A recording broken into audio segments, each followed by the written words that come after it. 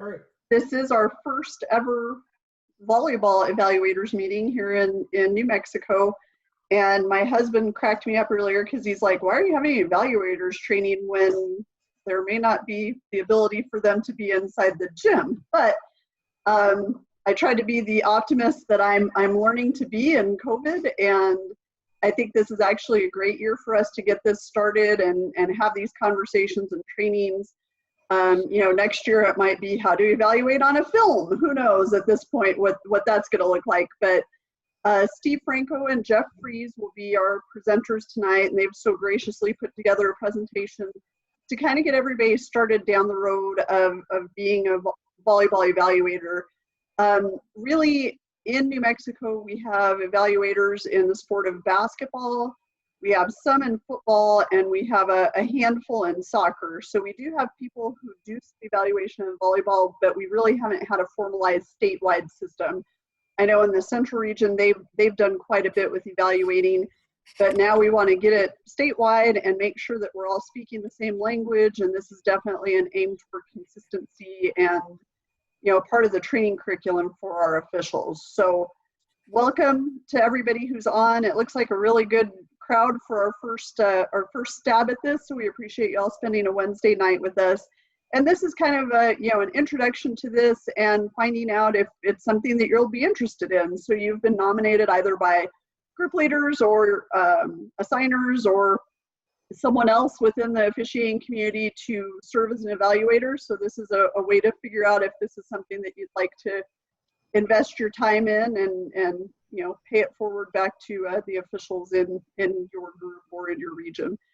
So without further ado, we'll go ahead and get started. Before we get started though, Steve and Jeff, do you guys want them to ask questions by unmuting themselves, or do you want them to ask in the chat box? Whatever works best. Okay. I think for right now, I know I don't have my chat box open, so I'm not going to see that immediately. Kind of focused more on the slides. If somebody would like to read whatever's in the chat box and kind of make a pause, or if, you know, when there's a break, there will be times when we'll stop and kind of ask for questions and input. Okay. You know, so, you know, that'll work. I think Jeff would agree with that. And Nate and I will kind of monitor that chat box for you guys. So if something comes up, we might cut in at an appropriate time and ask. So, but at those times where Steve and Jeff ask if you have questions, feel free to unmute yourselves. This is super informal. We want it to be a learning experience, but also, you know, feel comfortable to ask questions as you wish. So Nate's going to be advancing the slides, and we'll go ahead and jump in. So just, I don't know. Let me know. Just say next or whatever you need me to do, Sure. and I'll get it done. Okay, well, thanks, Dana. So this is Jeff Fries. I am from Albuquerque. Jeff. Yes. Before you jump in, may I ask, is everyone using the evaluator form that you, the central group, developed? So John, we'll get to that towards the end of the presentation. But short answer is we propose yes. Okay, thank you. And I'm going to go ahead and like your beard. I'm going to go ahead and mute everybody just for background noise, including myself. So we'll mute, and then if you have questions, you can unmute yourself or chat. So I'm muting myself now. Okay. Wow, Dana's muted. This is so anyway, yes, I'm Jeff Fries from Albuquerque. I know most of you. Welcome to those of you, to all of you, and especially those of you I don't know. Yancey Montoya is the third member of this group. He wasn't able to make it to the meeting tonight. He had a personal matter he had to attend to, but he contributed to all of this as well. Yancey and I have been active in the Central Region evaluation system for several years, and we also took it down to Las Cruces last year with Brad Burgess and Johnny and worked with some people down there. Steve has been very active at the national level, especially through the USAV. He's a national evaluator, so he's the brains behind all of this. And as Dana said, this is the first presentation, first session. There will be more than one session. This is just sort of meant to be an overview to let you know kind of what we're thinking the process and the system is. And for those people that are interested, we'll then get into more details about the specifics in future sessions. So next slide, please, Nate.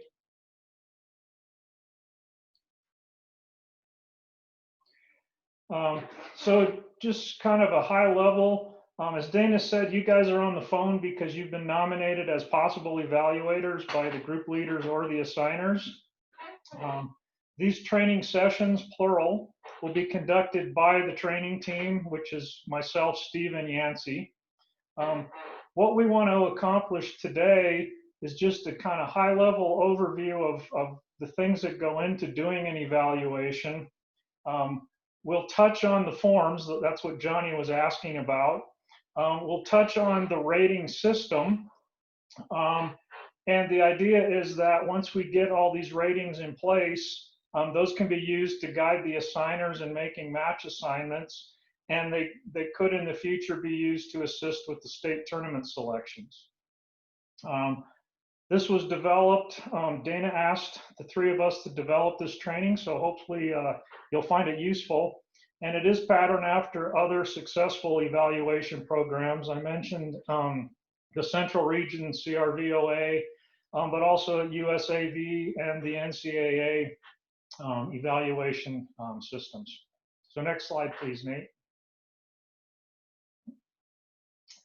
So this particular system, what it's meant to do is by doing an evaluation, you're going to be able to provide the detailed feedback to officials, which will outline their strengths and also their areas for improvement. So it's not just giving them a rating, it's also helping them to become better officials. And as I mentioned on the last slide, it'll produce the ratings of officials, and we'll get into exactly how that works a little bit later, but it will produce the ratings that can then be used to guide the assigner in assigning the officials to the matches. And something that I think is important is that the evaluators in this system are separate from the assigners. The assigners have a lot to do, and it's hard for them to try to learn the abilities of every official. So the evaluators can kind of be an independent, provide independent information to the assigner, so they don't have to think so hard about it. They can work on the process, and again, we'll talk about exactly how that might work towards the end of the presentation. So at this point, I'm going to turn it over to Steve, but I'll ask for questions here before we do that.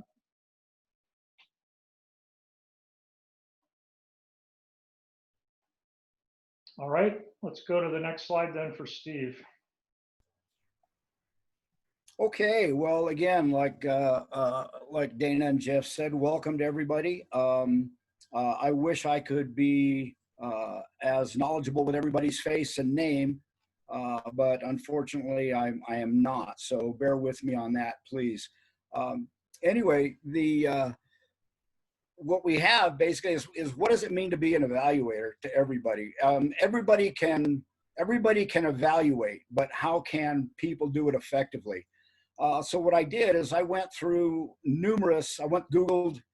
numerous definitions of evaluation, or what is an evaluator, and this is probably the best thing that I've come up with. An evaluation is a structured interpretation and giving of meaning to predict or actual impacts of proposals or results. You know, based on what we're talking about, I think we can drop out the word proposals. Results is what we're looking for as an evaluator. It looks at original objectives and what is either predicted or what was accomplished and how it was accomplished. So with that particular statement, in a word, what are we really talking about? We're talking about consistency with the actions to get the end result. And the end result is what? To try to provide the feedback so the evaluation will be effective, you know, for everybody. Does that make sense to everybody? Any questions, comments?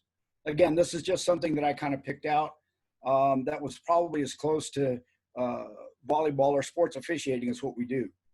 Okay, all right, next slide, please. Okay, so we're gonna come up again, I'm gonna bring up a couple of different slides and they're all just kind of bullets.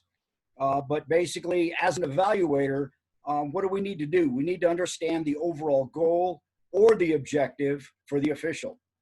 What's the difference between a goal or an objective? Okay, the goal basically, and this is stuff that we're going to break down individually later on in the presentation, but the goal might be if an official is looking for how can they improve their ability to look at alignments? How can they improve their ability to recognize a back row attack? Those are specific goals. The objective for the official potentially is to possibly get a higher rating, or maybe to try to get themselves moved up to do higher level matches. Again, the higher rating. Maybe they want to be a trainer. Maybe they want to be an evaluator. Again, that's what an objective is. Next slide. To ensure consistency of actions, make sure that everybody's following what they need to do, whether it be the mechanics, whether it be the protocols, whether they're using the verbiage of the language. What you're going to hear throughout this presentation is a repeat of stuff consistently, because as an evaluator, we don't focus on one individual thing. We take one item and we use it across the board in different areas of evaluation. Okay, I hope that makes sense to everybody. Another item that we're looking for, next slide, is when do we need to be objective? Excuse me, as officials, yes, we can be objective, because that means what? We're following the rules. Okay, we're basically following the rules, and are the rules black and white, or is there a little bit of flexibility so we can facilitate more? Can we bend a rule? Okay, which basically comes up to the next slide. Know when to be subjective. Okay, subjective is what we call living in the gray. All right, does a referee understand the rule?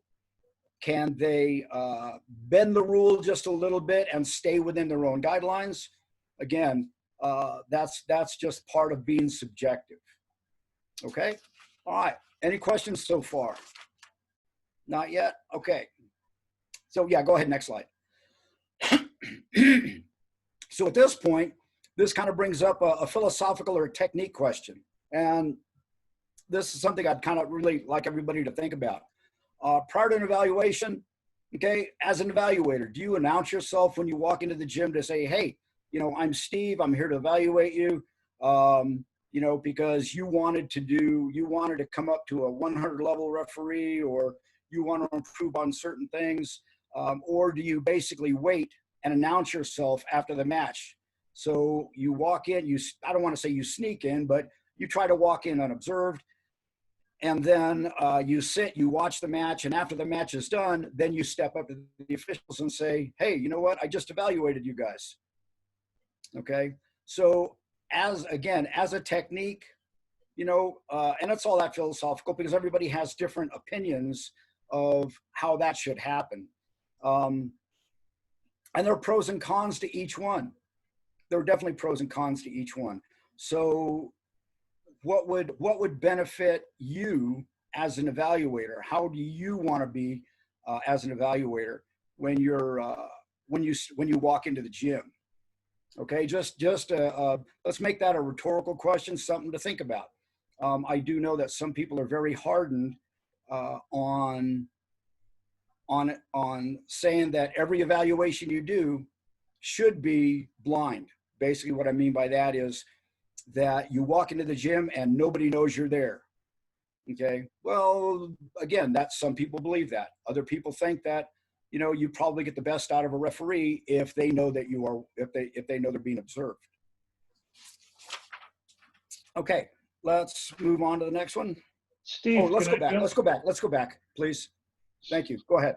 Steve, could I jump in here? So just, Yes, Just so you know, Steve posed this very well, but Steve Yancey and I spent 15 minutes talking about this particular question the other night. And let's just say we all have sort of different opinions on this. So there is no right or wrong answer. And we aren't at the end of this training going to propose one or the other either. You know, we may look to Nate and Dana, you know, if there's some preference, but it's an interesting question, and like I say, no right answer. So based on Jeff's comment, does anybody have any? Let's make this an open forum now.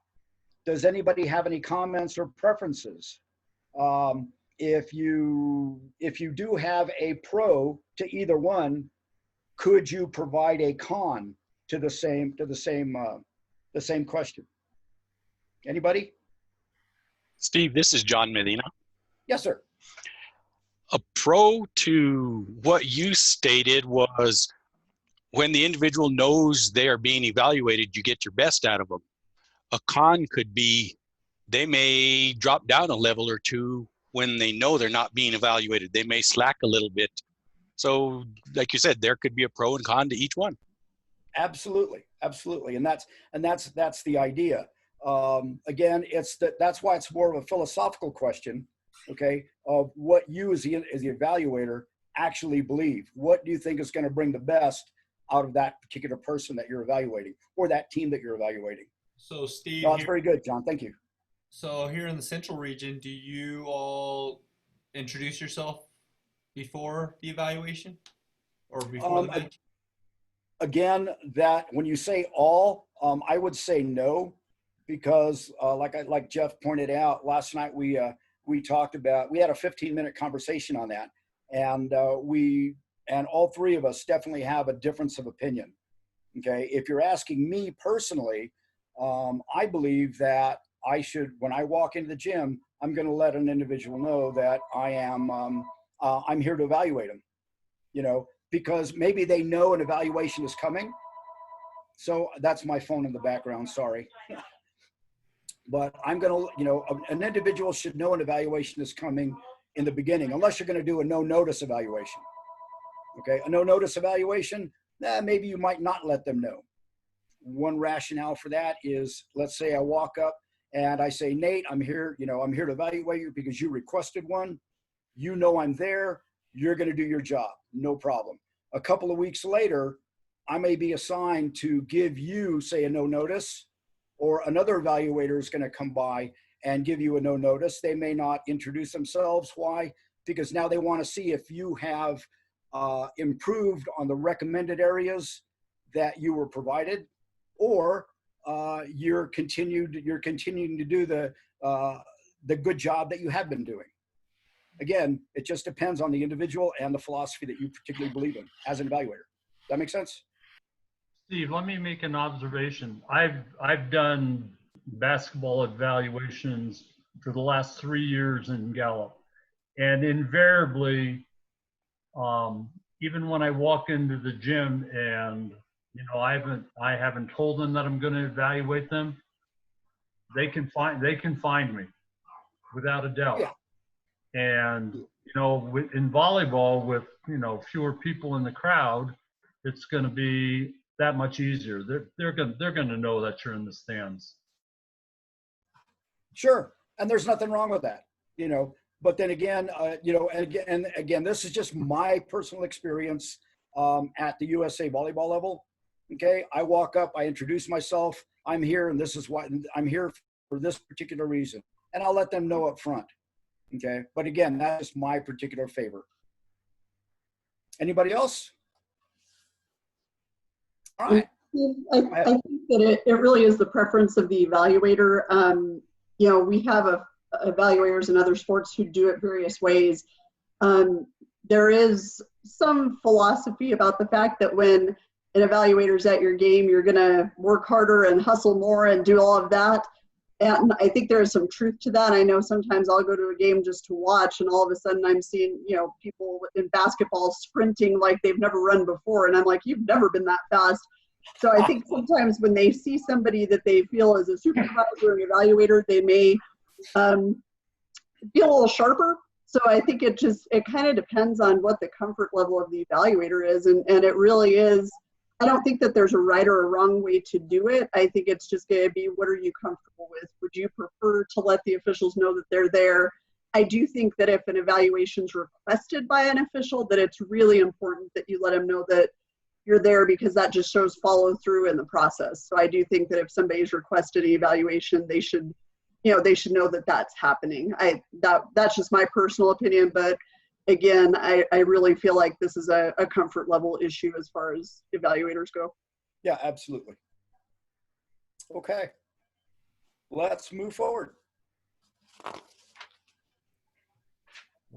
Yeah. Next slide. There you go.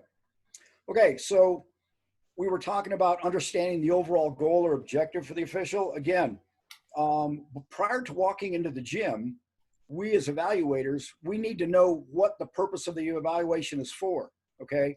Are we there for a promotion? You know, are we looking to, or do we know that the official wants to move up to the next higher level? Is it there for a reevaluation? Or are we there to help them improve specific items? And we're going to talk about those specific items a little bit later. But specific areas that they want to work on.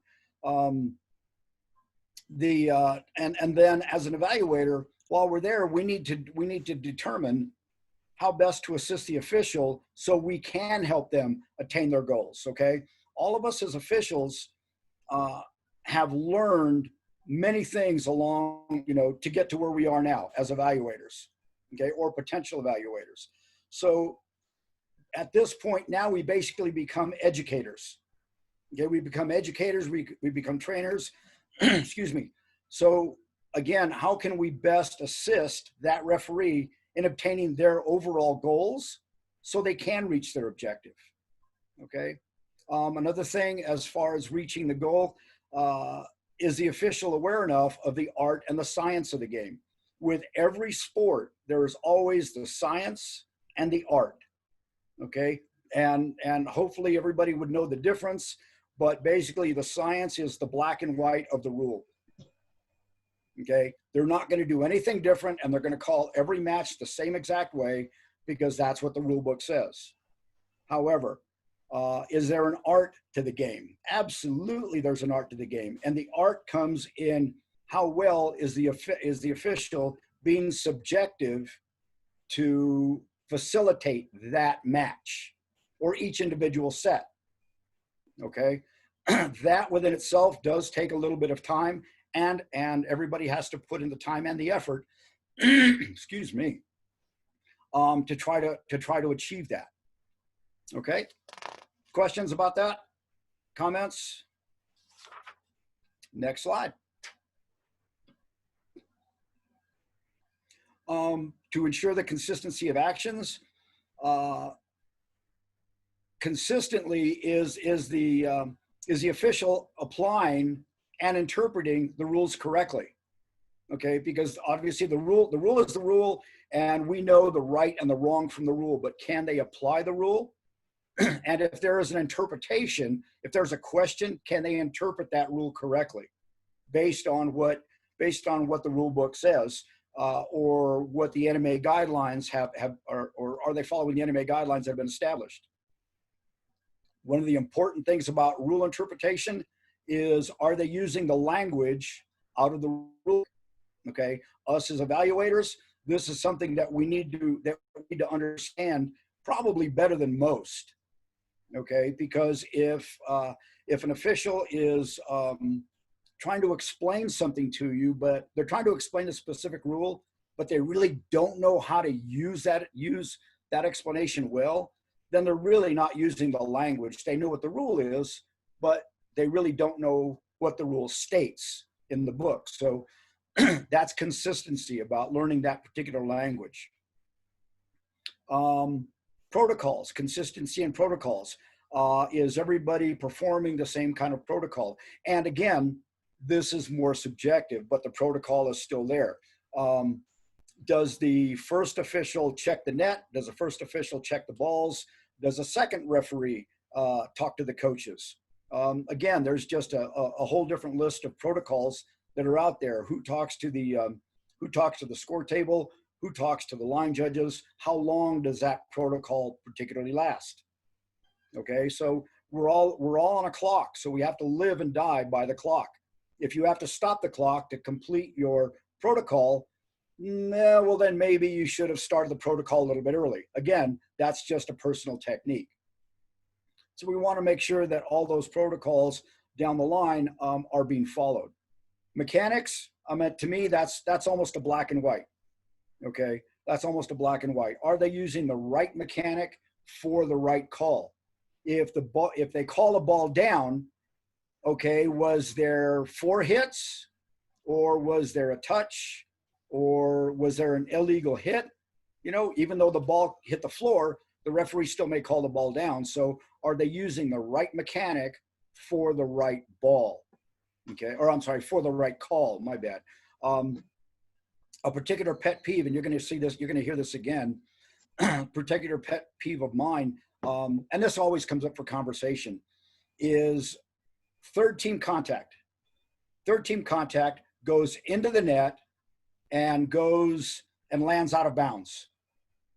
Okay, third team contact. Is it a net call, an out call, or a down call? Okay. My mentality tells me that the ball would be out. Why? Because the last physical thing that the ball contacted was the net. If the ball hits the net and it goes out of bounds, the ball is out. The same thing would happen if it was a first or second team contact. The ball hits the net and it goes out, the ball should be out. I've seen some referees call the ball down. I've seen some referees call the ball a touch, because the last thing the ball contacted in their mind was the player. Well, the last thing the ball actually contacted was the net. Again, this is just my mentality. Okay, and this is how I view that, and that's always up for discussion. Okay, but mechanics, your side out, your down ball, how good do the mechanics look? That's something that can definitely be fixed. Anything else? Johnny? The only one that I can see that's called inconsistently is a serve under the net. Okay. What do you mean by under the net? Girl serves it under the net. Not into the net, but serves it under the net. Right. A ball goes under the net. That should be in serve. Yeah, serve goes under the net. Didn't touch the net. Correct. That should be a net call. Yeah, but you see down ball. Again. Because it didn't touch the net. You're right. There was no net action. You're absolutely right. So that would be the consistency of performing the mechanic. Mm-hmm. You know, maybe they may not know that particular mechanic, but again, that would be an area of improvement. And so now we become the educator during our feedback, and we'll get to that. Okay. All right. Next slide, please. So when do we want to be objective? Okay. Again, we talked about this earlier. Can the official identify the black and white of the rules? Okay. Do they know when to win a back row attack has happened? Do they know when the Libero has performed an illegal attack? Okay. Do they know when there has been an illegal serve? I just lost my train of thought. I'm sorry. Is he, again, like I said earlier, is the official following the established NMA guidelines? Okay. Because there are certain things within our state that we follow that may be different from other states. Again, as evaluators, we need to be on top of all of these changes. Okay. I'm repeating myself again, being objective is the official using the language of the rule book when they're trying to explain something, whether they explain it to a coach, whether they explain it to the captain on the court, or whether they're trying to explain it to you when they're trying to determine where they're trying to define the final outcome of a situation that you guys are talking about during your feedback. Okay, so there's so many more subjects to talk about, and we're just kind of touching on a few here. All right, next slide, please. Now, this is the tough one. This is probably the toughest one of all. Is when to be subjective, because everybody has their own opinions of how to be subjective. Okay. Hopefully, being an evaluator, you talk to other evaluators and you bounce things off each other. Okay. Can the official differentiate between high and low level skills? Okay. So if you have a black and white official, you know, if you have a black and white official that says, I'm going to call this game the same way I would call any other match. All right. Well, you have a 100 level school playing a 400 level school. Obviously, the skills are going to be, you know, really out of whack. Okay. Can they identify that and allow a little bit more leniency to the lower skilled team? So now the game basically becomes fair for everybody because you're allowing the lower skilled team to play. If not, you're probably going to blow them off the court. And they're going to, you know, and they could be dejected, and that's not our job. Our job is to facilitate as officials. As evaluators, can we recognize the official that can do that? Okay, and that kind of touched on the same thing. Is the official a good facilitator of the match? Basically, at that point, what are we looking for as officials? What would be the biggest compliment as a referee in pretty much any sport? Anybody? What can be the biggest compliment that you can be paid as a referee? We didn't know you were. Did we have a referee? I didn't know you were there. Right. Exactly.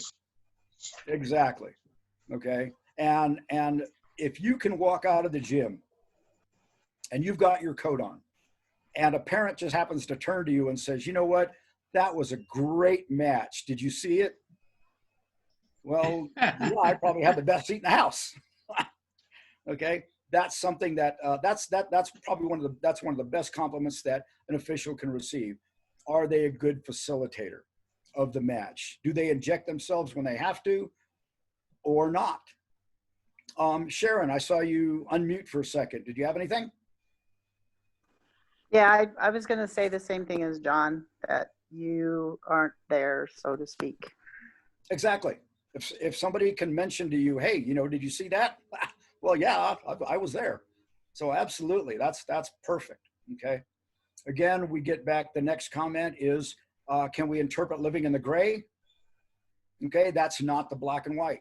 That's not the black and white of it. We are living in the gray. So again, how well can we facilitate? Does the official appear to be fair and consistent for both teams? Okay, that's kind of a contradiction because fair, yes, you want to make sure that everybody has a good game, but if you have a high level and a low level skilled team, how can you be consistent? You can be consistent with each individual team, but maybe not across the board. Okay, that's the challenging part about being subjective. And that's something that really everybody has to struggle with.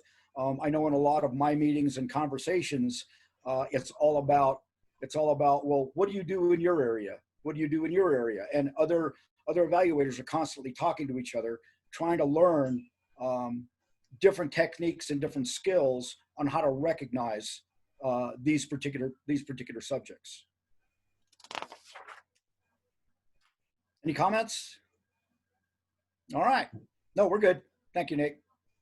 Okay, so now as evaluators, what are we really looking for? Okay, what can we, as evaluators, we may be challenged to evaluate somebody that would be completely out of our region, okay, or out of our area.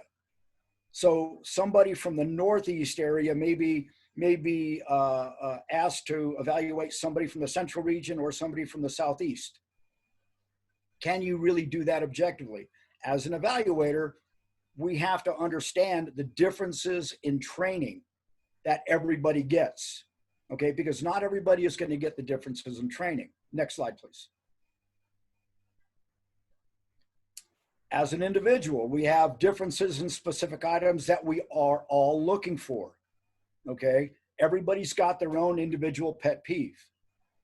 What I evaluate specifically, what I look for specifically may not be what Vern looks for, what Vern Wilson looks for. it may be something completely different. Okay.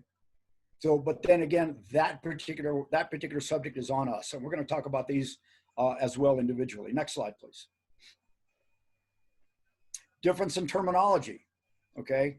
Again, the type of training that we receive, the areas that we're from, you know, if we're using different terminology, how can we relate that to the proper feedback that we need to provide? Okay, that was for me, and bear with me on this one, that was a bit challenging to write, but I think it needed to be in there. I do have examples a little bit later that we'll get to. Okay, all right, next slide. So the differences in training. All areas of the state, like I mentioned earlier, we train differently based on their experiences. Some evaluators, some trainers have more experiences than others.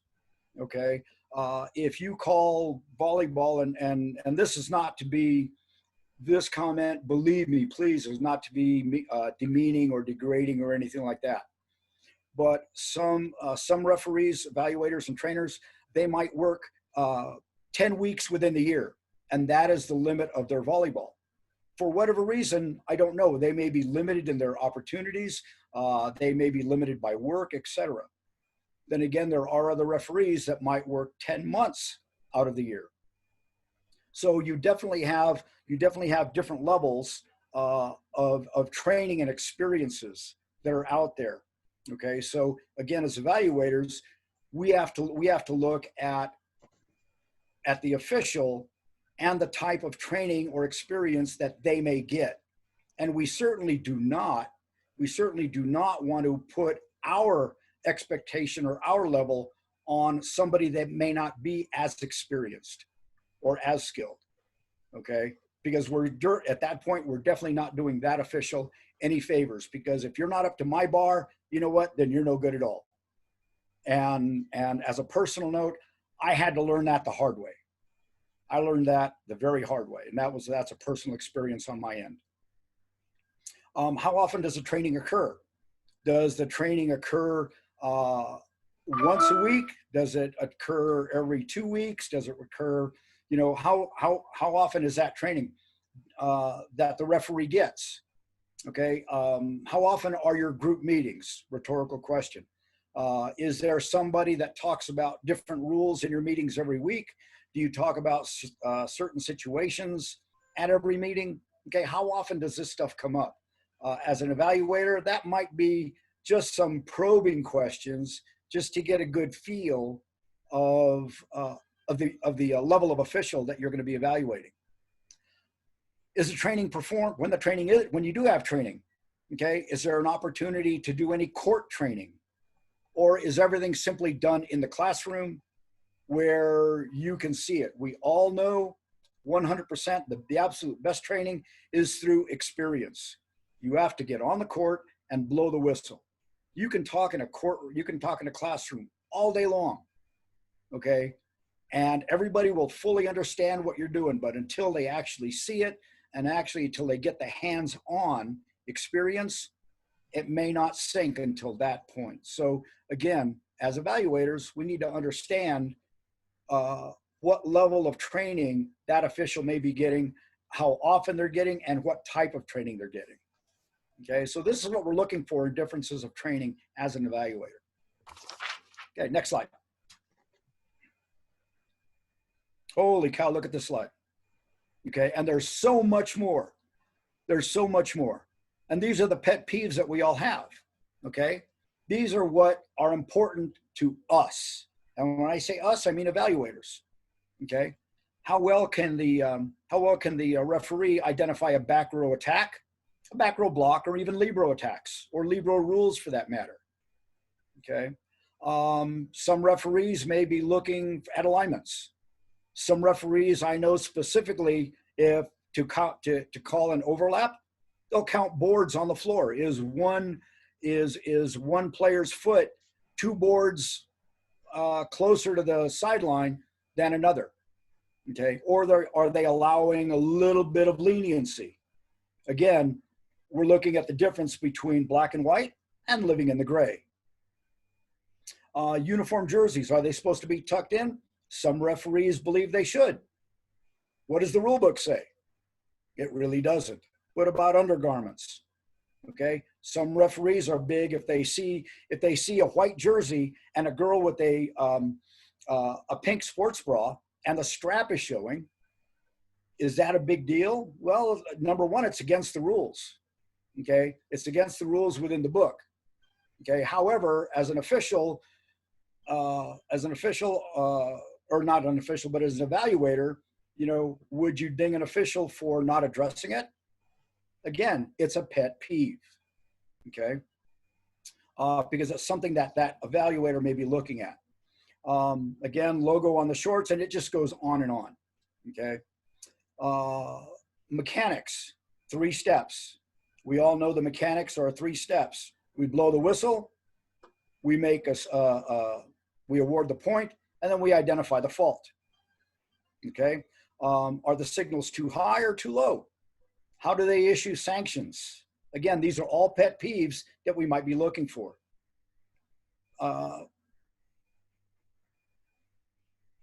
So the pink bra strap in the rule, or is it a pet peeve? Well, let me tell you on that one. It was a specific pet peeve for one referee in our region. That particular referee, anytime she saw a different color sports bra that was not the predominant color of the jersey, okay, she would definitely go to that player without going to the coach. She would go to that player and have them, you know, hide their bra strap. Okay, that's kind of a pet peeve. That's something that you definitely want to approach the coach on. Okay, so when that happens, as an evaluator, we need to recognize those particular things. And I go into positioning. I go into the positioning of the R1 and the R2. Okay, are they too close to the net? Well, I'll get to that in a minute. But are they too close to the stand? Are they not stepping out far enough? Okay, as an R2 to effectively see the court. And then the match administration. Again, this is kind of protocols a little bit. Are we checking the rosters efficiently? How do the referees check the lineups? How do they manage their bench control? Okay, again, all these are pet peeves that we deem important to us, but in the big picture, is it good facilitation for the match? And I saw a comment pop up from the Guthries. Can you mention that? Because I didn't quite read it all. Anybody? We just asked, because you said that it was a rule violation, the pink bra. So we were just clarifying if it was indeed a rule violation or if it's one of those pet peeves. Well, the rule okay, here's the splitting the hair on this. The rule book says any undergarment that is exposed needs to be the predominant color of the jersey. Okay, that pretty much is the rule.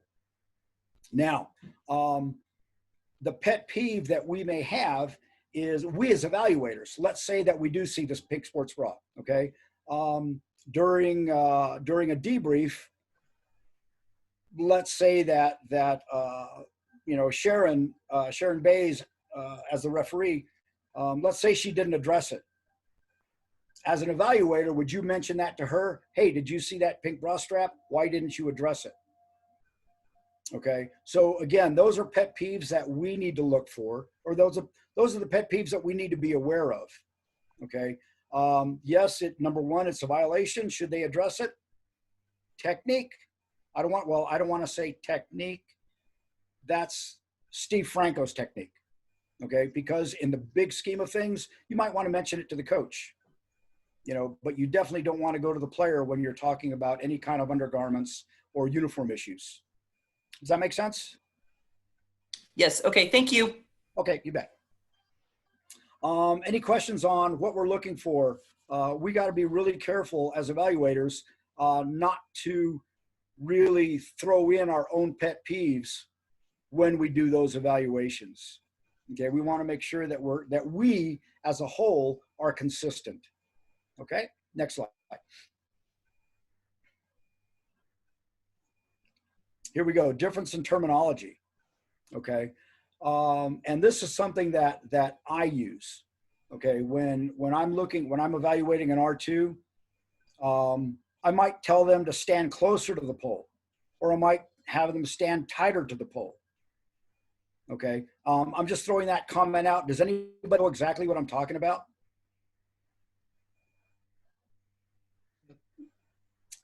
Anybody? Okay. Yep. Go ahead. I want to be predominantly, they're my eyes on the net. I'm sorry, say again, John? I said, they're my eyes on the net. Okay. No, not necessarily your eyes on the net. Okay. So you're the R2. You're the R2. And this is the terminology that I would use. Somebody else may use something completely different. Okay. But we have to understand as evaluators that if we use a term that somebody doesn't understand, we need to explain it. In this case, an R2 standing close to the pole. Okay. You have the pole, you know the R2's position. If they're standing 5 feet back from the pole, if they are standing 5 feet back from the pole, I might ask them to step a little bit closer to the pole. So now they might be 3 feet from the pole. Okay, that way it might help in their transition or ability to look at the net from one end to the next, and it might give them a better view of the block. If I have them stand tighter to the pole, what does that mean? Okay, that means that when they are transitioning to the blocking side, they might be standing 4 feet, 4 feet to the right or the left of the pole. In order to help their transition a little bit more efficiently, I may have them stand tighter to the pole. So now you're basically a step and a half instead of 3 or 4 feet away from the pole. Now you're about a step and a half. So you're a little bit tighter to the pole. Does that make sense? So now when you make your transition, instead of taking 5 or 6 steps from one side of the court to the other, now you may only have to take 3, which is definitely going to help your ability as an official. Okay. And it's going to help everybody's ability as an official. But as an evaluator, what I'm getting to is understand the different terminology that we all use. If I say something somewhere in the Southwest region, they may not understand that. Okay. The term, and this one always cracks me up, the term Libero, is it Libero or Libero? Is it Libero or Libero? Okay. Okay. Did everybody see what Dana just wrote? Okay. She basically, because I can't quite remember. Dana, say that, please. So just a little humor. I had a parent once who was calling and asking me for the rules on the LeBron. And I was so confused. I'm like, I wish I knew what you were talking about. I'm like, you're calling about volleyball, but you're talking about basketball players. So I just wanted Steve to know he might want to put LeBron on the slide as well. I want to make sure all terms are encapsulated. Oh, you know what? That can be added to the slide. That's great. I love that. Yeah, the calls I get, I tell you. Yeah, no kidding. Again, the difference in terminology at this point for me, Steve Franco, who really cares? If somebody says Libero, it doesn't bother me. The reason I say Libero, it's one less syllable. Okay, and that's just me. But I have heard evaluators. When an official has said Libero, the evaluator and or trainer immediately jumps in and corrects them and says it's Libero. Does it really matter in the long run? No, it doesn't. Okay, but we just have to understand those differences between the terminology. Again, when we're using terminology, we go back to the verbiage of the rule book.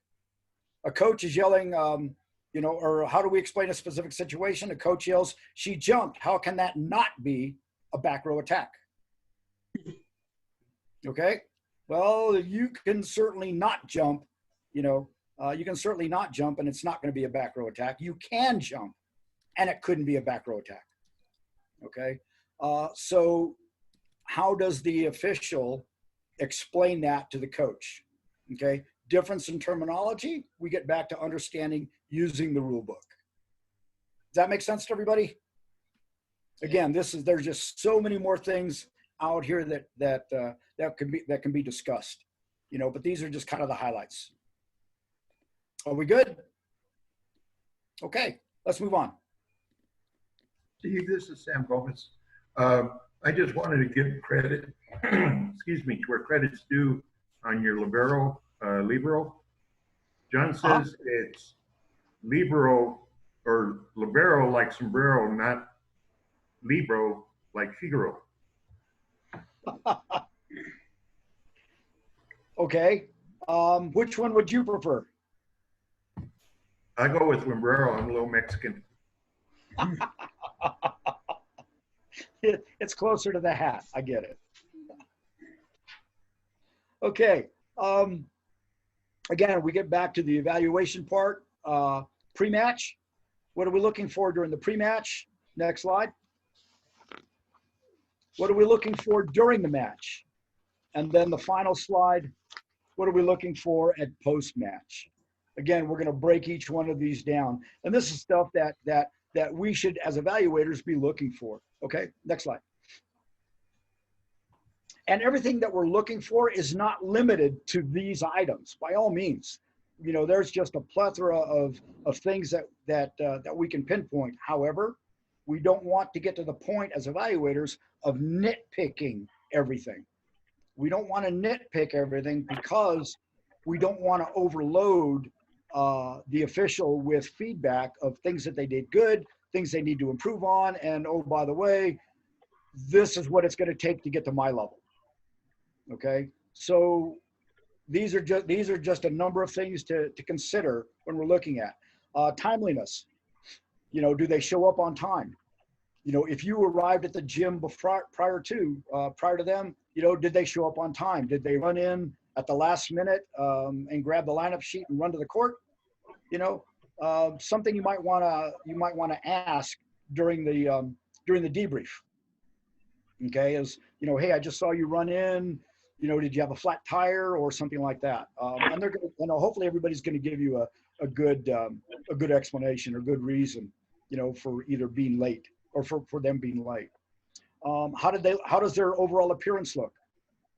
Okay, do they look really? Do they look clean? Could their shirt use a little bit more ironing? Okay, do they have stains on their pants? Are they wearing the proper shoes, the proper socks? Okay, we're professionals.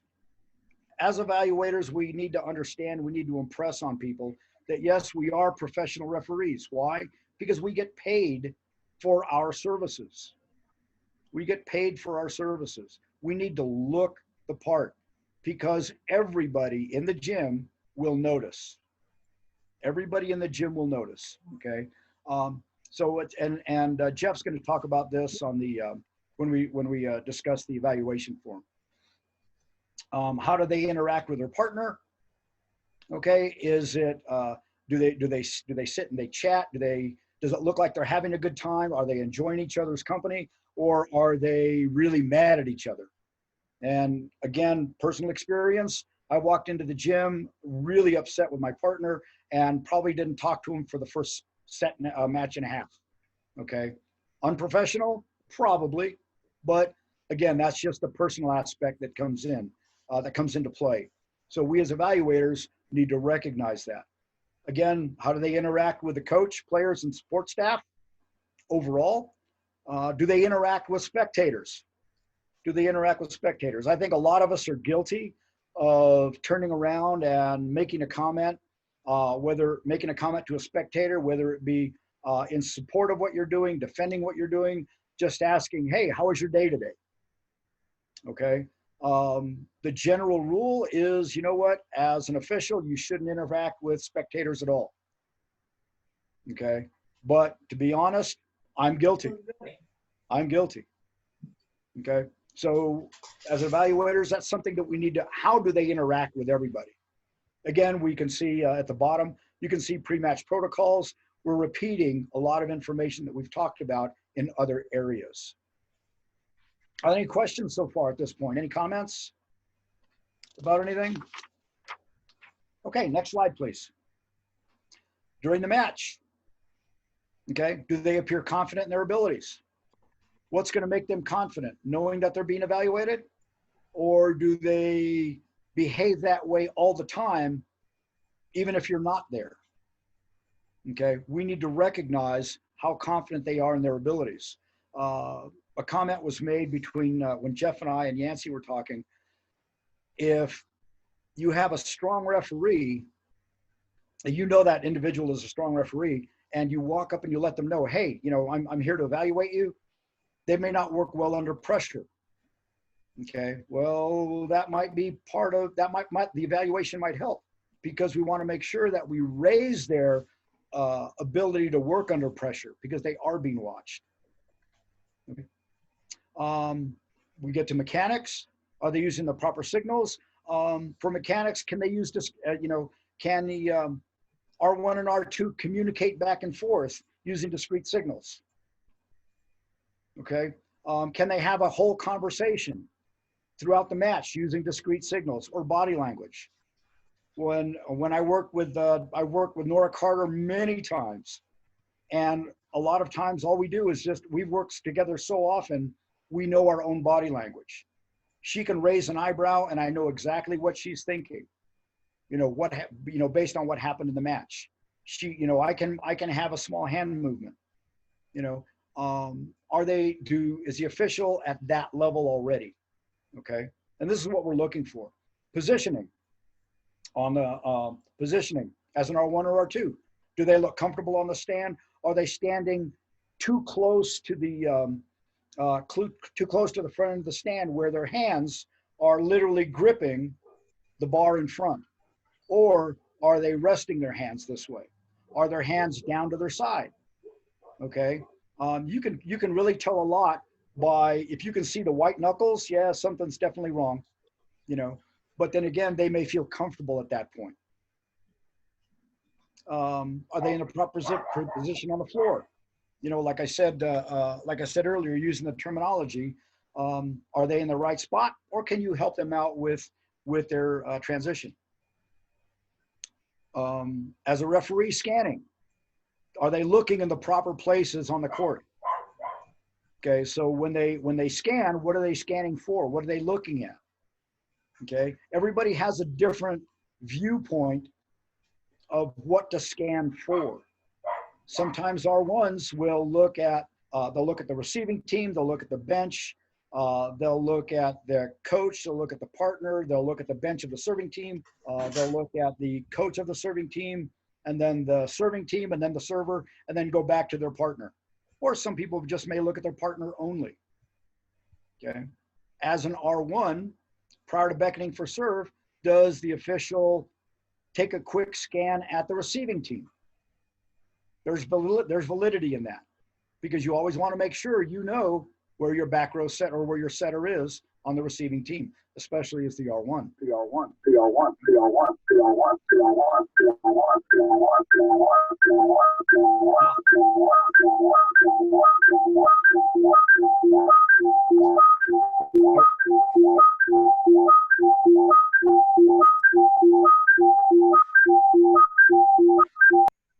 Uh-oh, who is that?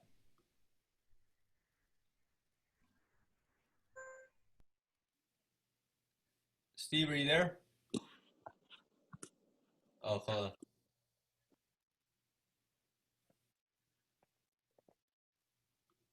Hold on, you're muted, Steve. Well, we know who it was.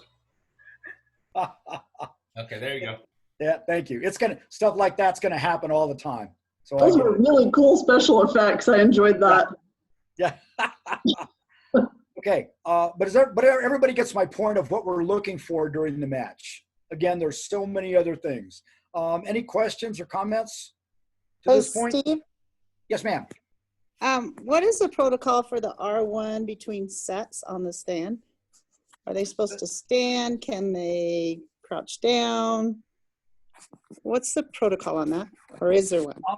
I would say there really is no protocol. If I would say anything, it's more of an unwritten standard. The unwritten standard is that the R1 stays on the stand the entire time. So, you know, for a varsity match, yeah, you may be up there for 2.5 hours. Okay.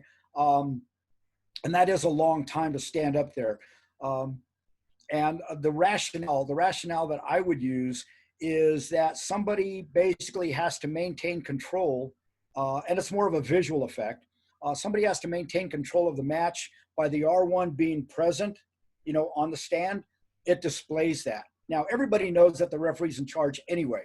So would it be really bad if the referee decides to step down and stretch their legs or something? No, I don't think that would be a bad thing. You know, in the environment that we work in, I don't think that would really be a bad thing. But you don't want to do any kind of aerobic stretching or anything like that. But once you've done what you're doing, then you get right back on the stand again. I've seen referees that get off the stand and walk over between sets, walk over and talk to their partner.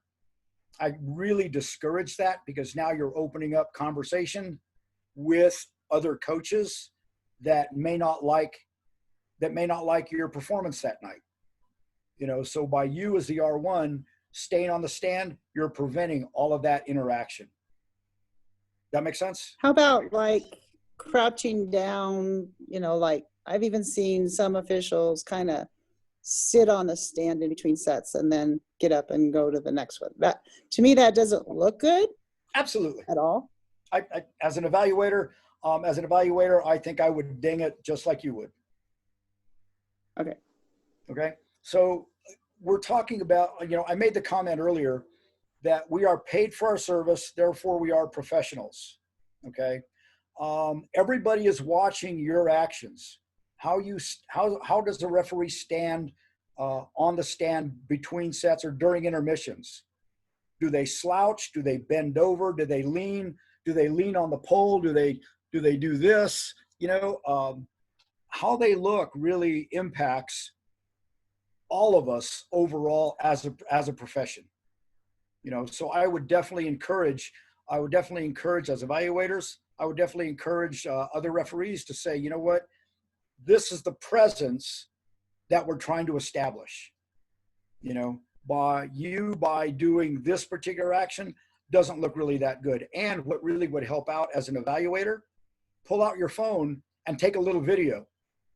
I guarantee you nothing works better than showing somebody some video and how they truly look.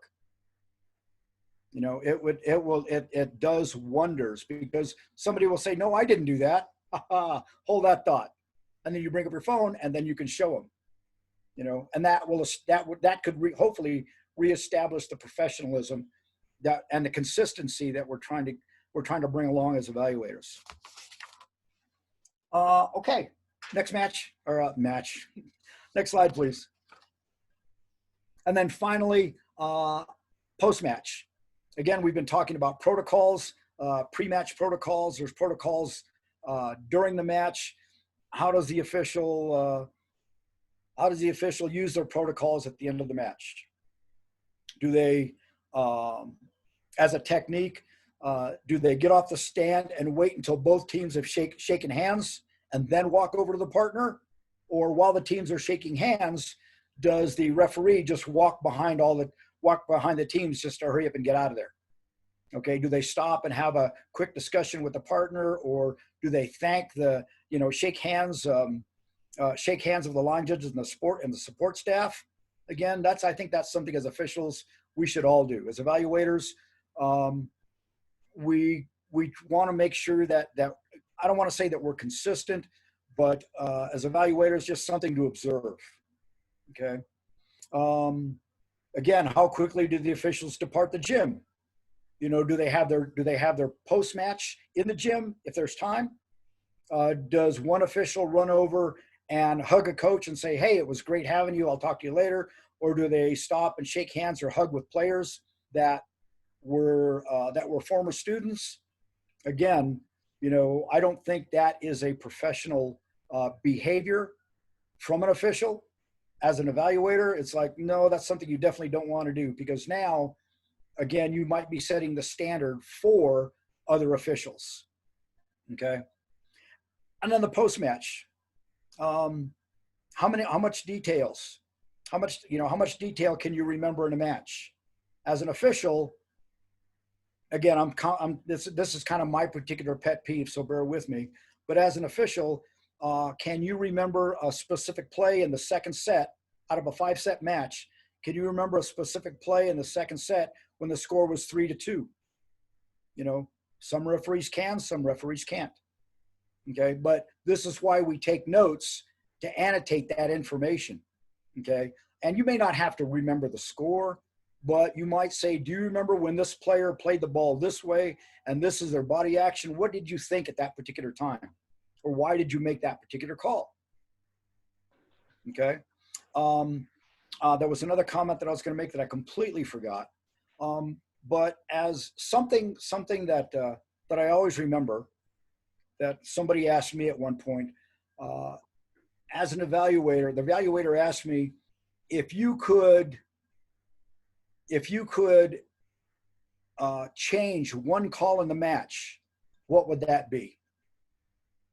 You know, and inevitably, a referee should be able to go back and say, you know what, I wish I would not have made that call, or I wish I would have made this call. Okay, because now they're starting to recall the information about the match. If a referee basically makes a comment, says, well, I wouldn't change anything. Well, then they're telling you, hey, you know what, I called a perfect match and everything was fine. Well, that may not be the fact if you look at an evaluation sheet, because I have some areas to improve on, or these are the strengths that you do. So, you know, how much detail can you pull out of the match? Now, when you provide feedback, and this is the final thing, thank goodness, for Jeff Fries, I'm sure. But when you provide feedback, you want to make sure there are a couple of things that you want to ensure, that you don't overload them with information. Give them the information that is going to be pertinent, that they could change right away. Okay, and usually it's 3 areas of strengths. This is what you did really, really well. Okay, your mechanics were spot on, your whistle was very strong, and you had good eye contact with the line judges. Those are 3 things that they can take and they can capitalize on. The 3 areas that I would like for you to see of improvement, maybe you want to scan just a little bit more. Okay, your positioning as an R2, you might want to make that adjustment a little bit, or you might not want to spend so much time talking to the coach. Okay, because you spent almost 2.5 minutes talking to a coach when you could have been doing something else. Okay, so you don't want to overload them with feedback. Give them what they need, so they can absorb it, walk away, and feel good about the job that they did. Okay. Any questions about anything? I know I've been talking a very long time, kind of commandeering the conversation. Yeah, I can see. Thank you, Sam. I appreciate it. But there's a lot of stuff to talk about. There really is. Does anybody have any comments before I turn it over to Jeff? Hey, Steve, this is John. Yes, sir. And in all the years that I've officiated volleyball, I've always been told that you call to the stronger team. Uh-huh. Is that your philosophy as well? Absolutely not. Absolutely not. And I'm being very blunt about that. Okay. As an official, no, I would not call to the stronger team. Okay, so I'll give you an example. Last year, worked the match, and it was St. Pius and Grants. Mm-hmm. Okay, junior varsity. Grants junior varsity could not set the ball. Sure. And of course, St. Pius has got beautiful hands. So I was the down official. The up official, allowed Grants, to play. But in the process, the St. Pius JV coach just came unraveled. I can see that. And so we wound up having to sanction him. I can see that too. and the sanction was probably warranted. Well, definitely. Yeah. So, you know, so what do you do in that case? Okay, so again, this is an experience level question, if you will. Okay. Now, again, I'm slightly getting away from the evaluation, but as an evaluator, I would take a look at was there an advantage to allowing the grants team to continue to play? Was there an advantage? Now, in that regard, when we're talking about setting, which is probably the most objective thing, or I'm sorry, the most subjective thing in volleyball, okay? When the grant setter was setting as an evaluator and an official, what I'm looking at is, was the setter making an honest attempt to play the ball, or were they just being lazy? Okay. In that regard, if they're making an honest attempt and the ball came out relatively clean, then I'm not gonna worry about it. Okay. But if they made an honest attempt to the ball and all of a sudden something so egregious that Ray Charles would call, yeah, I better be blowing my whistle. Right. If not, the opposing coach is gonna get pretty upset. Yeah. Okay. Okay. So you have to, so as an experience level official, you need to know where to draw that line between the high level skill and the low level skill. And that's something that I mentioned earlier. As evaluators, can the official recognize when that needs to be done? Okay. All right. Okay. Yep. Anybody else, please? Questions, comments? All right. That said, Steve, I will turn it over Steve, to, yes, sir. Steve, I'd like to back you up on that. Also, it comes with experience because take the example, you had St. Pius and Grants, they're far away. I Sure. don't know who is at where, but if you don't let them play, they went a long way for nothing and nobody gets anything out of it. You know, St. Pius is going to beat them regardless, Sure. whether you let them play or not. And there is nothing gained by Pius winning 25-9. You know, Yeah. there's nothing gained for either team. You know, if Pius wins 25-16, 25-17, they got something out of it, you know, but there is nothing gained from a 25-7 game. Oh, absolutely. Absolutely. Especially over a distance like that. You Yep. know, there is nothing gained. And, Yep. and a lot of that comes from experience. Yep, it does. It does. Yeah. So, okay. This next slide just changed. So at this point, I will turn it over to Jeff Fries, and Jeff is going to talk about the process that we use for evaluation. And this is more the administrative part. So Jeff, take it away. All right, thanks, Steve. So just so everyone knows, there is a light at the end of the tunnel. I think we've got about 6 more slides. They're somewhat content rich, so they may lead to some good questions and discussion, so that's fine. Dana, are we good to go? Do we need a couple minutes stretch, or we just plow along? I think just plow along if that's okay with everybody. This is being recorded, so if you need to get up and do anything, it'll be recorded and you can review it later. Wait, I don't think we consented to that, Dana. Hold on. It was in the fine print. Read the fine print. Maybe I forgot to send you the fine print, but it's there, I promise. Okay. So anyway, yeah, like Steve said, we're switching gears a little bit. So the next few slides are what would the evaluation system look like in each of your regions? And this is sort of how we set it up in the central region, and how I think it would be successful in other regions. So number one there is form a regional evaluation team. So in the central region, we're lucky. We've got lots of officials. We got 50 or 60 officials. We have person whose job is called the clinician. It's part of the board. And so they're in charge of the training. And in fact, our current clinician, Robert Dapson, is on the phone, or there he's nodding his head.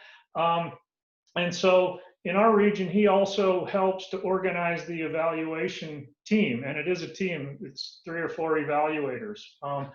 But so now for the purposes of this, now that we have training, you know, someone on the evaluation team, first step is they need to take this evaluator training, this and then the subsequent clinics that we'll have. And as I mentioned, they may be coordinated by somebody, the group leader in a smaller group or a clinician if you have one. And as I mentioned before, it is important that this team is independent from the assigner. They give information to the assigner, but they're independent from them. And that's going to help. I may have a bullet on this later, but where that's really important is, as always happens, people are not always happy with the assignments that they get. And so they go to the assigner and complain and say, you know, I'm better than this. I need to get this match. I want the top match.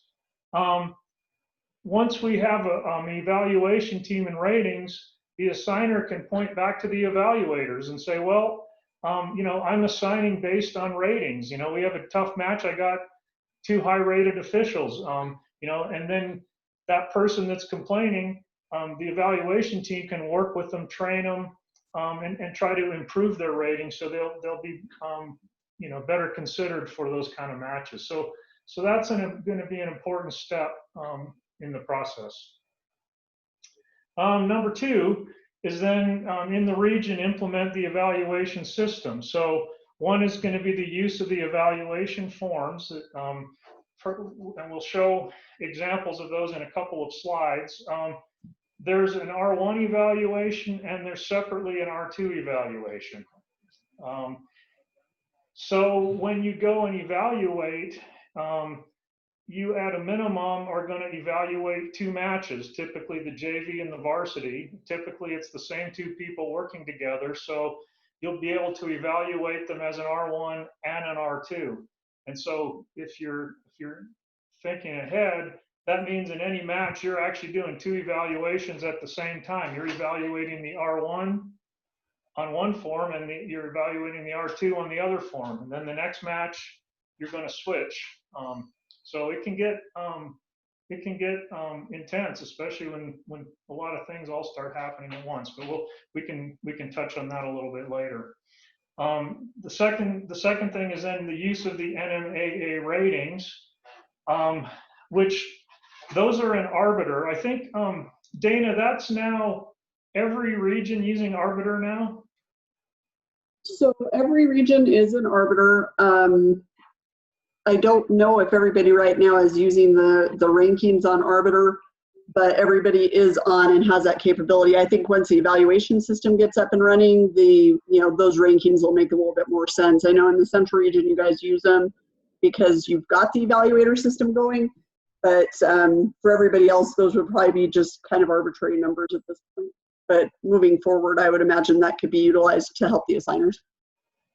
Okay, so yeah, so for those of you that are not familiar with them, so in Arbiter, the assigners, when they go to assign a match, they pull up the list of officials that are available, and once they're all rated, they'll each have a rating. The most experienced and capable officials are a 100. That's the strongest officials, and there's 200, 300, 400, down to 500, which are the least experienced and new officials. And so they use that to help, assign to which games they have, which matches they have. And I'll talk about that a little bit later on another slide, how a way that they can make it even easier for them to match the official level to the school level. And then just to point out that these 100 through 500 level ratings, which rate the ability, are different and unrelated to the NMAA classification levels that you're familiar with, where you start as an apprentice, then you become registered, then you become playoff eligible, and then you become state eligible. So 2 different things. A state eligible official still may not be that strong of an official, may not be ready to work state, for example. So two separate systems.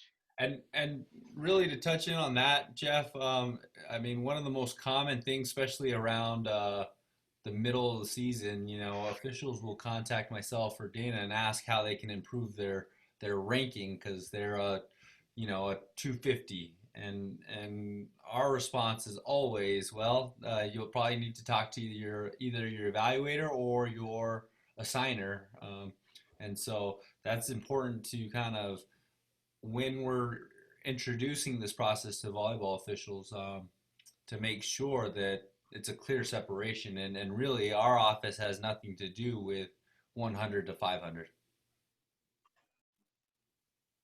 Okay, thanks. Any other questions on this? All right, next slide, please, Nate. So then the third step is, once you've got all the forms and the people trained, is to schedule and perform the evaluations. And so the first two bullets are those are both evaluations. One's an initial evaluation to make sure you hit each official in the region. And then once you've done that, then you're doing re-evaluations for officials wishing to attain a new rating. And I worded it that way because, of course, what they're wishing to attain is a higher rating. But getting re-evaluated doesn't guarantee that you're going to get a higher rating. It guarantees you're going to get re-evaluated. And so something on this. So even in the central region, well, I guess I don't know even, because maybe the numbers all work out regardless. We've got on the order of 60 officials in the central region, and we typically have 4 or 5 evaluators. And we don't evaluate each person every year. I mean, I think on average, a person might get looked at every several years because there's just not that many opportunities, and the evaluators are also officials. So it's very challenging to see everyone. And when we first set up the system, we were all, I guess, overconfident, cocky, whatever you want to say. And we started debating, well, how many different evaluations should a person have? Because ideally, Steve was talking about biases and pet peeves and everything. And so if you just get evaluated by one person, that's good, but it would be nice to have 2 or 3, and to make sure they're all the same. But the reality of it is there's just not enough time and matches and evaluators to do that. So, you're going to be lucky to get one person, one evaluation per official.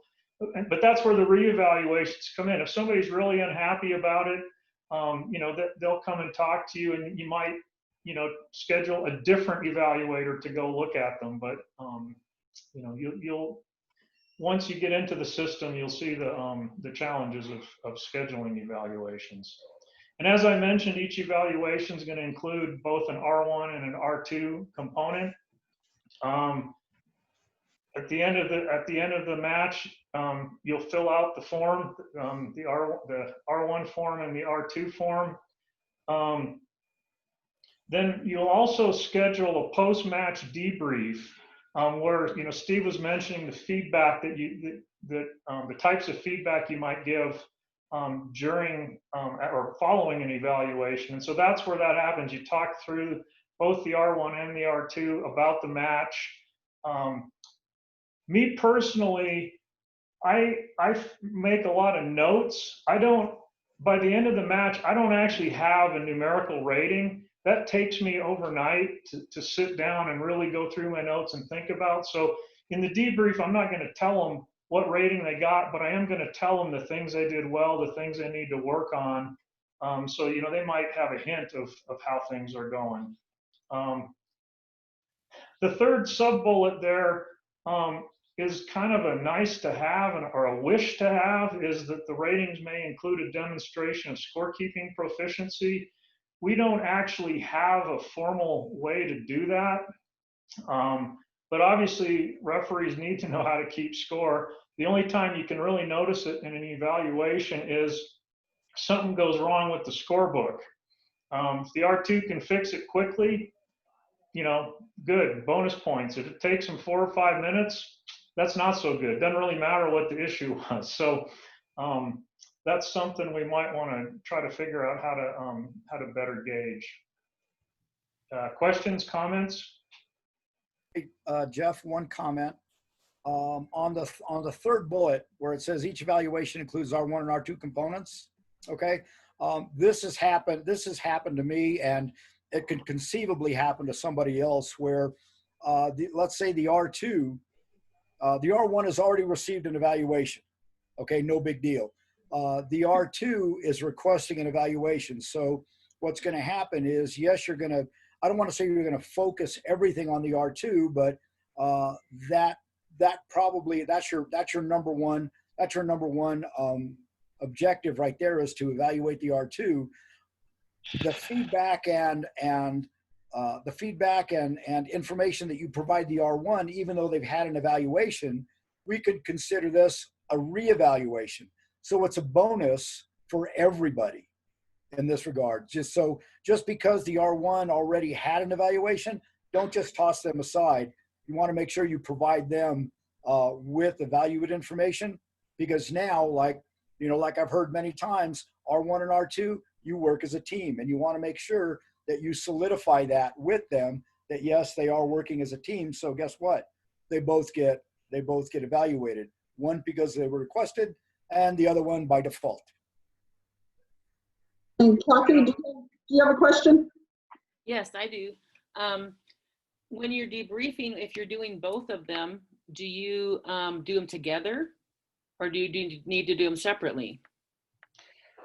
I'll answer first, and Steve may have a different answer, but I prefer to do them together because there's a lot of things that are related. Something happened. I mean, in the evaluation, I'm not going to, berate someone, but that doesn't mean I'm not going to point out things that maybe they could have done better. But it's going to be in a way that's meant for them both to hear, and the other person can learn from that, even though they didn't do it. Good or bad, hearing it is, I think is good. Okay. Steve, do you have a different answer? No, I concur. I really concur. You definitely want to make sure that you evaluate, or you provide feedback to both the officials, because they both can learn. Now, at the same time, if you have one official that really tanked, just really did just a really, really bad job, like Jeff said, he's not going to berate both of them in public.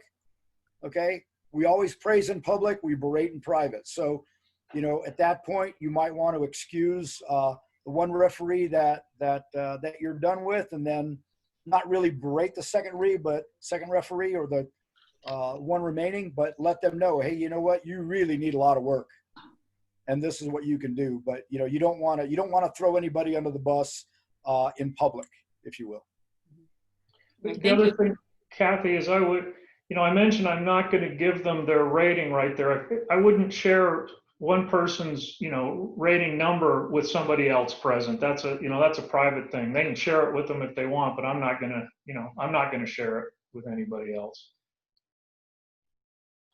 One other thing, Steve mentioned that you might be focusing on the R2, but you're also looking at the R1, and you might be able to help them. In the situation where we're kind of short of evaluators, even if I'm in that situation, I'm still going to end up kind of doing a full write-up on the other person. And then I'm going to look at what I come up with for their rating and compare it to their current rating. And if it's significantly different, I'm going to go back and talk with the other evaluator. And so we can talk to each other and identify why we're so different. Did the person just have a good day and a bad day? Or what's more likely is, no two people are the same.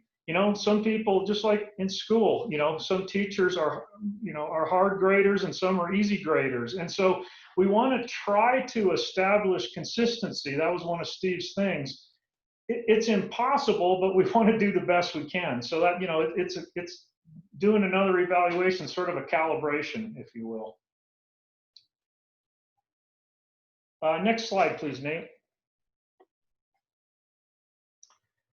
So the fourth and final action for your regional team is then to compile and maintain the rating information. So, you know, we talked about Arbiter, and once we get this system going, you know, whoever has access to Arbiter, I think it's typically the group leader and the assigner. Maybe the evaluators will in the future, but in any case, somebody will enter that into Arbiter. They'll have an R1 rating and an R2 rating. And as I've mentioned before, that then provides the assigner the information for match assignments. You know, I touched on the calibration a little bit on the last slide, but you know, this is something that will also be a challenge, is to compile it and calibrate it at the state level. So for example, you know, if you're a 300 level official in Roswell and you move to Albuquerque or Santa Fe or Las Cruces, you know, you're still a 300 level official. It should be the same throughout the state. You know, that's, we'll talk about that on I think one of the next slides. That's going to be really challenging, in part just because the levels of play across the state are not consistent. But you know, this is something that we'll have to work on. Next slide, please. Okay, so here are, and you're not necessarily meant to be able to read these. Here are the famous forms we keep promising to look at. There's a form for the R1 and there's a form for the R2. And in a subsequent session, I mean, we could probably spend an hour, and we might spend an hour just going through these forms alone. Because this is, you know, this is the information and the details that you would be evaluating against in order to come up with a rating. And so if we just look at the form on the left for the R1, and they're quite similar, they parallel each other, you know, you'll see a bunch of categories. Pre and post match, there's 20 points out of 100. You know, match control, 15 points, mechanics and signals, 20 points. So there's a bunch of different things for you to evaluate against throughout the match, make notes on, and score them on. And so, you know, that's pretty straightforward. That's logical. How you do it, that's the art and the science and the hours worth of conversation. You know, Steve touched on some of the things. If you can read these, you'll see, like, for example, you know, appearance, uniform physical condition, that goes towards the question of, do you slouch on the stand or not? You know, some things are more important than others. Down in the lower right in the green box, the point criteria, you know, once you've scored each official, you add them all up, and this, you know, this scoring system kind of shows where you would stand. You know, if you get a high score, 85 to 100 points, you know, that's a level 100 official, all the way down the line. The other thing, up on the top of the screen, you can see in the header of both forms, there's a thing that you may not be able to read it. It says match level, 100, 200, 300, 400. I'm going to touch on this again on I think maybe the next slide. But if you're doing a low-level match, let's say you're doing it, just to make it really simple, let's say you're doing a middle school match. That might be a 400 or 500 level match. You could do a perfect match, but you're not likely to get a 100 out of it. You know, so the point there being is, when you're scoring somebody, you know, if they do something wrong, there's demerits, but there's also things that you get credit for. So, you know, things like back row attacks and alignments, those are not going to come up in a middle school match. So, you know, it's a combination of doing good things and doing bad things that lead to the score. So again, there's a lot of philosophy and things involved with this, but just kind of gives you an idea. And of course, the R1 form and the R2 form, well, they look similar. They have, there's different things that you're focusing on when you're watching the R1 versus the R2. And again, we would get into that in the next session. So if there's happy for sort of questions on the forms.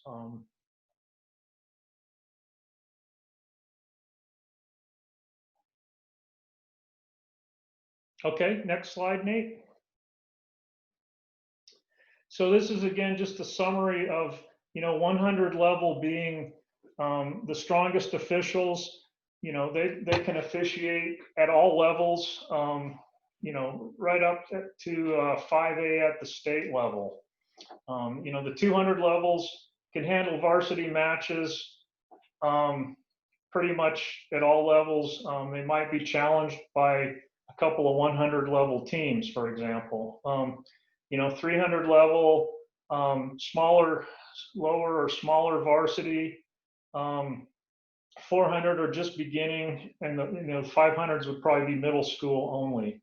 So I know that this is kind of vague, and it's kind of hard to tie this to what this really means. But again, you'll see, if all you're ever officiating might be, 1A schools, I mean, as an extreme example, it's unlikely that you're going to get the experience to be a 100 level official. Doesn't mean you can't be, but it would be harder.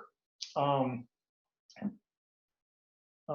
this is, I think, one of the challenges we have in the state. Some regions don't have, the top 5A teams in them. It's hard to get to see that speed of volleyball, but that's something we need to work with everybody on. That's where people come into state every year, and we talk with each other. That's really where you up your game. We've had in Albuquerque, I think at the last few state clinics, we've thrown out the opportunity to come to the preseason scrimmages, where you get to see some fairly high level teams. Of course, it didn't work too well this year, but next year. So I don't know if there's people have any questions or comments on any of that. And Nate and Dana, is that, I'm imagining that's something that's sort of, that difference of different parts of the state have different levels of experience in the teams. That's true in many sports, maybe all sports. It definitely is in all sports, and it's a tough deal because a lot of times officials, they may not see 4 or 5A in whichever sport they're officiating, and then they get to state and they want those 4 and 5A games or matches, but we really don't want to put people in a position where we're setting them up to possibly not perform very well if they've never seen that speed, or in some sports the size or athleticism. That's not fair to the officials. It's not fair to the kids playing if the officials have never seen that. So we deal with that in every sport. We're talking more and more about how to cross assign. Obviously, this year will not be the year to do that because we have to be extremely budget conscious, given the fact that there may not be spectators at any games this year. So, the cross assignment and getting people exposed to different levels of play is certainly something that we talk about, but it's a tough balance because of the budgetary restraints that schools have. We just don't want anybody's first exposure to a higher level to be at the state tournament, because that usually does not end well. And we've had that happen where it's just like, oh my goodness. And you're just waiting for the game to end and hopefully come out as unscathed as you possibly can. But it's definitely sport-wide, and I think the more that we just talk to our officials and really educate them about what to expect at state and let them know that we want to put them in a position to succeed, the officials really understand that we don't want them to be in it's a high pressure situation anyway, but we don't want it to be worse than it has to be, because they aren't ready for it. So looking at the evaluation system levels that you have up, Jeff, that's really similar to what some of our other sports do as far as the proficiency and what that all means. So the fact that you have this delineated is good, because we did have a baseball region a number of years ago that had these rankings, but didn't ever really explain what the rankings were. So everybody was like, well, I'm a 300, what does that mean? And there was nothing in writing, so it just caused a lot of confusion and a lot of upset officials. So the fact that this is delineated as well as it is really a great guide. And as we get the train going down the tracks, this will be something that all officials will have, all evaluators will have, all assigners will have, so that they know what the criteria are to be at each level. So I think that that's super important. You can have an evaluation system, but if no one knows what they're being evaluated on or what the terms mean, then you're kind of doing it for naught. Okay, no, thanks, Dana. And yeah, and we're even hoping to put together, you know, a little bit more detail on this. You know, I started, you know, if you go back, you don't have to do this, Nate, but if you go back to the evaluation forms for, you know, each of the categories, you know, we said, well, if you're a 100 level official, yeah, okay, so let's just pick, for example, well, judgment, that's the easy one. You know, if you're a 100 level official, you know, you get all the judgment calls right. You know, if you're a 500 level official, you really, really struggle with them. You know, and we would try to break it down, you know, 100, 200, 300, 400, 500, what would be, you know, kind of consistent with that level in each of these areas. And that may be helpful. It turns out to be kind of challenging to do, but it's a thought. So yeah, go back, Nate. Yeah, so the other way to do it, so this is a pretty busy slide. How we've kind of looked at it is, you heard Steve, I think, mention, you know, school levels, and I think I mentioned school levels. So we've come up with assigning a level to the schools. And this is not, you know, this is not we don't share this with the schools. It's not a rating system. It's not perfect.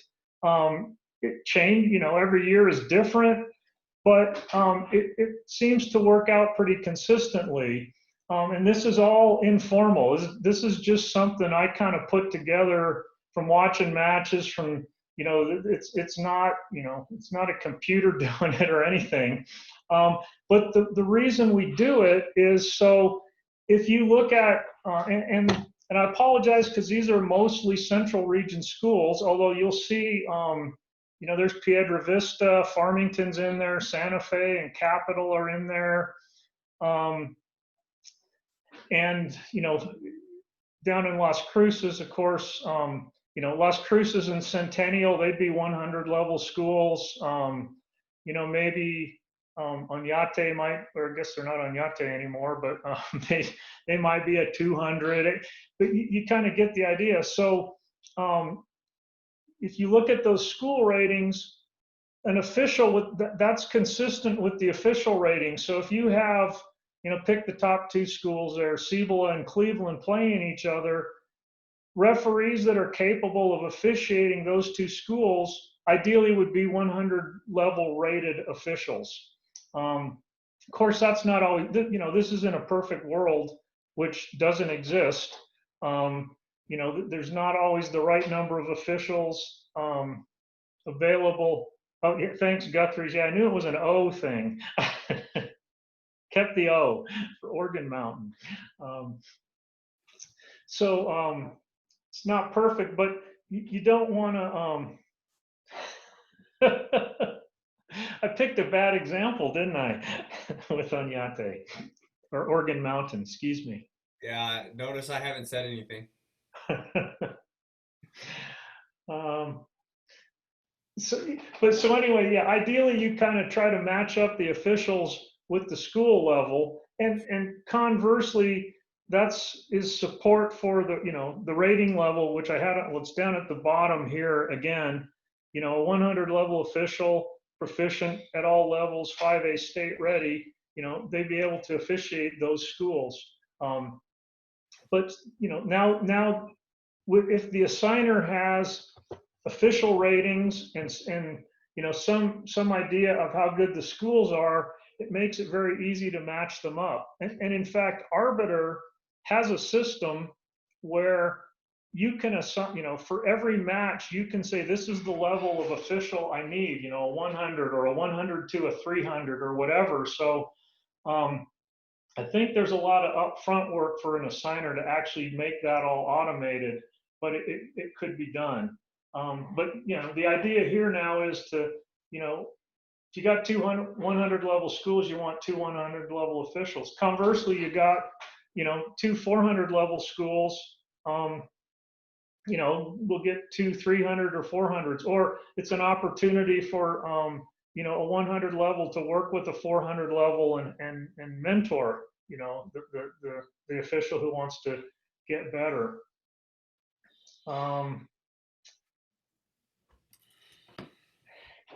Yeah, so this is, and then I guess way down at the bottom sub bullet, we've kind of touched on that, but you know, during an evaluation, it would be unusual to attain a rating significantly higher than the teams involved. So, you know, looking at this listing, if we have a little, you know, Jemez Valley, a 400 level 1A school playing against Laguna, you know, a 300 level school, you know, you're not likely to come out of that match getting a 100 rating. You know, there's just not enough things that are going to happen for you to get all the credits that you need.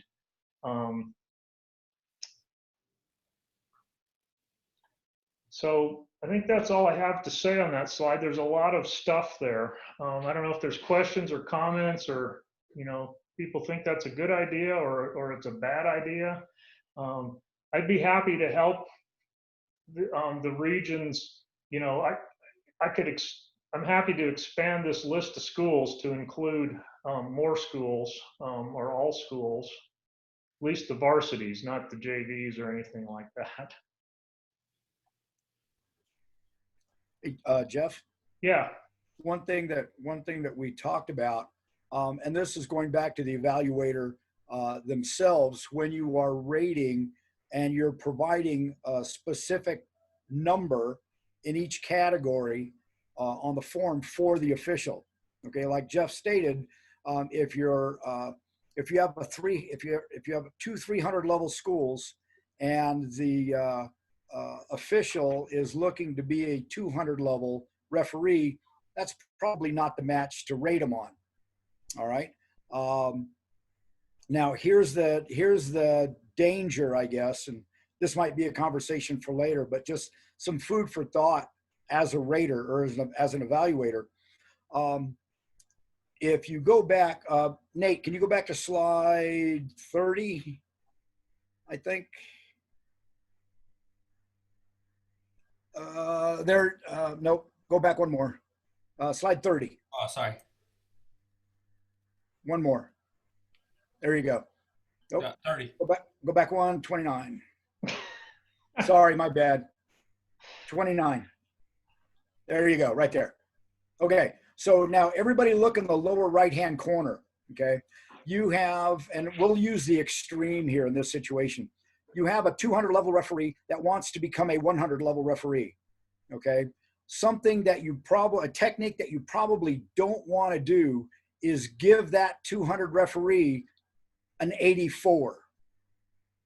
Okay, because now, yes, you're not wrong. If they achieve an 84, they're still a 200 level referee, right? But now, as an evaluator, what question do you think may come up? I wanted to be a 100 level referee. I missed it by 1 point. What do I need to do to make up that 1 point? Does that make sense? Okay, so if you're definitely going to make sure that they stay a 200 level referee, make sure that there is no doubt that they will be a 200 level referee. You don't want to put yourself in a position as an evaluator to try to justify a single point. That is one of the hardest things to do, because now you're just opening yourself up for more feedback from the official and more feedback for more conversation that you probably don't need to be involved with. And that's something that I think that we can probably talk in more detail at another meeting. If you're talking about a difficulty level, sometimes the higher rated schools are easier to referee than lower rated or disparate rated schools. So how do you compensate for that in an evaluation? Because you go into a Centennial versus Los Cruces and you check all the blocks, that's pretty, but if you go into something else more difficult for the referee R2 to actually conduct that match because of the lack of skill and the lack of understanding at the coaching level as well. Yeah, so no, that's a really good point, Vernon, and it's you know it is a challenge. So yeah, the higher rated it tests different portions of the rating sheet. So you're right, the higher rated schools, the ball handling, there's maybe not as many decisions to make versus when you have lower rated schools. Although in that higher rated match, you better get those 2 ball handling decisions you have to make correct. So yeah, it's a different type of match, and so yeah, all of those things factor in for sure. Steve, did you want to add something? No.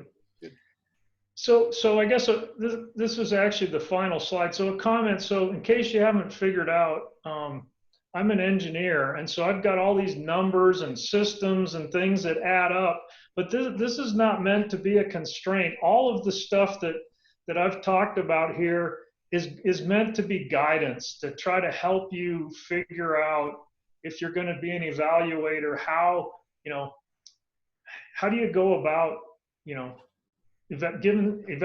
Steve gave you the philosophy and I gave you, and then how does that translate to a number, which is what they're going to care about and argue about. So anyway, hopefully this helped. And like I said, if we'll have another session. I hope most of you are still awake and interested, and we can talk a lot more about the forms themselves and a lot more of what you would do on an evaluation day, for example.